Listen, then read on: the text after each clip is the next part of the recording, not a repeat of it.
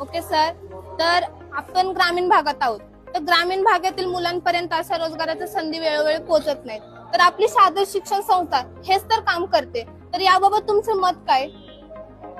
नाही, मुलांना दिशा देणं, त्यांना संधी देणं आणि ती संधी एकत्रित आणून त्यांच्यापर्यंत पोहोचवणं हे फार महत्वाचं आहे. सगळ्या मुलांना वैयक्तिक कारखान्यांच्या पर्यंत जाणं शक्य नाही होत, तर त्यांनाच इकडे घेऊन मुलांच्या बरोबर चर्चा घडवण्याचा जो चांगला प्रयत्न केला आहे, अतिशय स्तुत्य असा उपक्रम आहे. तर आजच्या तरुणांना तुम्ही काय सल्ला द्याल?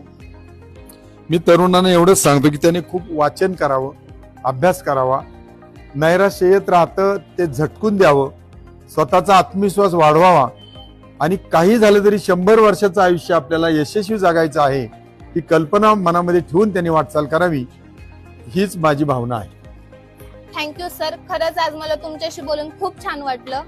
तर शारदा शिक्षण संस्थेच्या वतीने पुन्हा एकदा मी तुमचं सहर्ष स्वागत करते. Thank you sir, have a nice day.